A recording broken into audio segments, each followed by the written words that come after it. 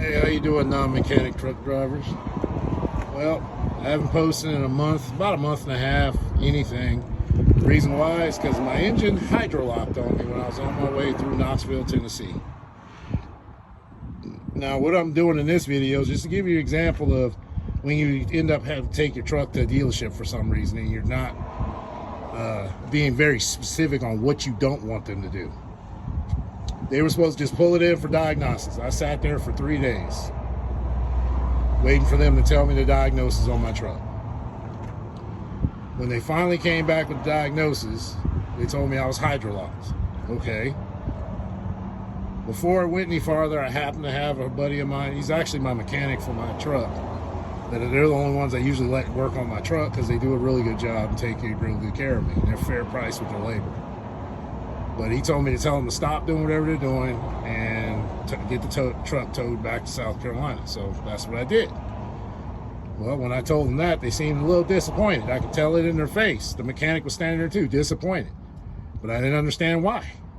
Well, when the tow truck showed up, because I still hadn't looked under the hood, I thought maybe he just took the valve cover off, you know, did a couple things, maybe dropped some fluid out of it, maybe. But when I opened the hood, now I took off the actual valve cover just now, but not only did they take off my entire exhaust like they were prepping, because I found out that Kenworth does not replace injector cups, because that's what it was. My injector cup came loose. They will not replace it at a Kenworth dealership. You will have to replace your whole head, even if there's nothing wrong with the head. It's just the injector cup.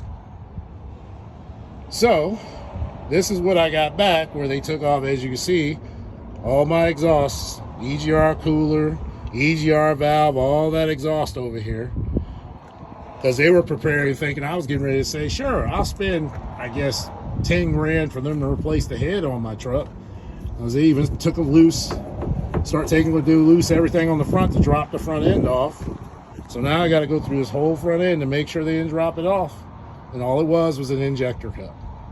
But that's just more of an informational to show you what will happen to you. You go to a dealership and I don't know if it's just this one, but I've seen it happen at other ones where they just start taking shit apart, assuming that you're going to just pay $10,000 to do this major job on your truck when it's actually not a major job to do.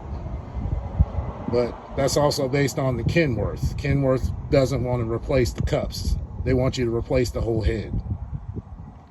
First thing you should do if this ever happens to you is get a pressure test done through if you end up with antifreeze or your engine, you figure out that your hydrolock, because you got fuel coming back through a fuel line back to the driver's side.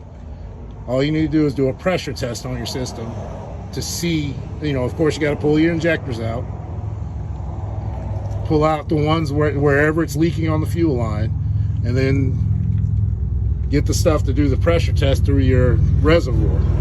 That part I don't know how to do. I just know they put an adapter cap on here and you put a pump. You could do a hand pump, or I guess you could use, compressor air to pressurize the radiator, to pressurize your coolant system, and it'll push it out whichever seat is leaking, it'll push it. All right, this is just part one, and I'll do another part once I see if I can actually replace this injector cup on my own, and then I'll explain in detail of what exactly I did to get it back in. All right, that's it for now.